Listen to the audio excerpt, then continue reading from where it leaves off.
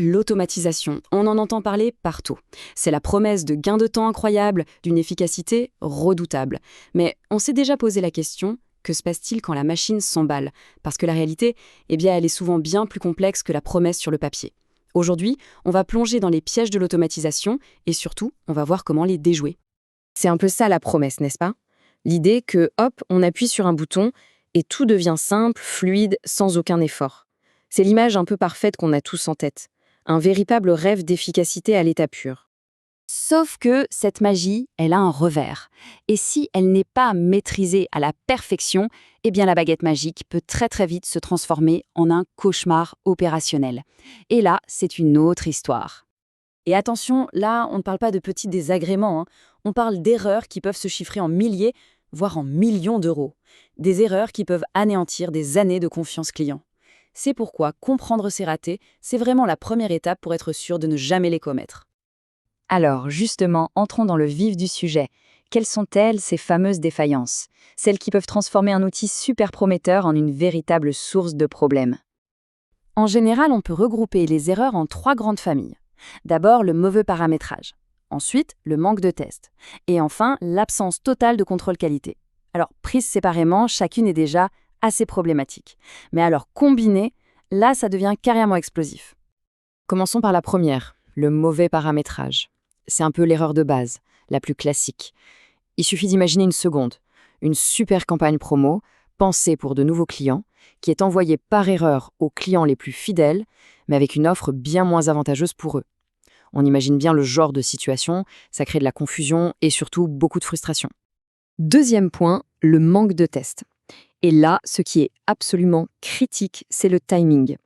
Un workflow qui plante pendant une période un peu creuse, bon, c'est un problème, c'est sûr, mais imaginez le même workflow qui plante en plein lancement de produit, ou pire, pendant le Black Friday.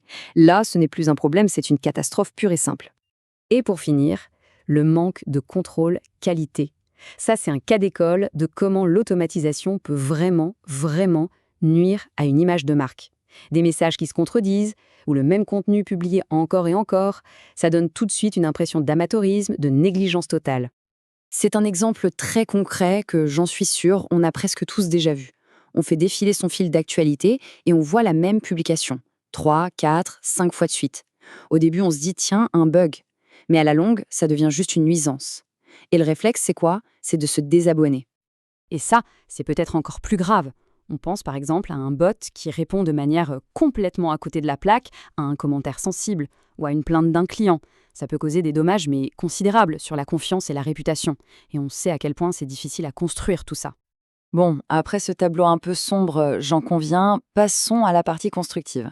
Parce que oui, il y a des solutions. Comment on fait pour éviter ces erreurs coûteuses? Comment transformer ce risque en opportunité? En fait, tout est une question de mettre en place un vrai filet de sécurité. Alors, la question, c'est comment on fait pour prévenir ces catastrophes? Le risque, on l'a vu, il est clair, il est même très élevé.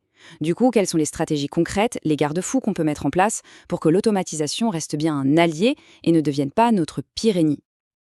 En fait, la méthode tient en 3 étapes clés. C'est un peu comme un bouclier. Premièrement, les tests progressifs. L'idée, c'est de ne jamais tout lancer d'un seul coup. Non, on teste sur un petit segment, on analyse, on corrige et on avance petit à petit. Deuxième étape, super importante, les validations humaines. Ça veut dire qu'à chaque moment critique du processus, il faut qu'un humain puisse jeter un œil, valider une liste d'envoi, approuver un message. C'est juste du bon sens. Et enfin, troisièmement, le monitoring. Une fois que c'est lancé, on ne l'oublie pas dans un coin, on surveille les indicateurs en temps réel pour pouvoir détecter la toute petite anomalie bien avant qu'elle ne se transforme en crise majeure. Et tout ça, ça nous amène à la conclusion. Une conclusion qui nous ramène finalement à l'élément le plus important de tout ce processus, l'humain. C'est vraiment ça, la recommandation finale. Cette phrase, elle est super percutante, je trouve, et elle résume parfaitement le danger. Faire une confiance aveugle à la machine, c'est prendre un risque énorme avec des conséquences qui peuvent être dévastatrices. Il faut se dire que chaque cycle d'automatisation pourrait être le cycle qui tourne mal. Alors attention, le point crucial ici, ce n'est pas du tout de rejeter la technologie. Au contraire, l'automatisation, ça reste un levier de performance qui est formidable. Non, l'idée, c'est simplement d'adopter une approche plus réfléchie, plus prudente et au final, beaucoup plus intelligente. Et c'est là qu'on arrive à la clé de voûte de toute cette stratégie. Peu importe à quel point l'outil est sophistiqué, il doit toujours y avoir un point de contrôle, une validation, bref, une supervision assurée par une personne. C'est ce filet de sécurité humain qui fait toute la différence. La différence entre une automatisation qui réussit et un échec qui coûte très cher. Et on va terminer avec cette question, juste pour réfléchir un peu. Et si, paradoxalement, le futur du tout automatique, ce n'était pas de retirer l'humain de l'équation, mais au contraire, de le replacer au centre, mais de manière plus intelligente? C'est une piste de réflexion intéressante, non?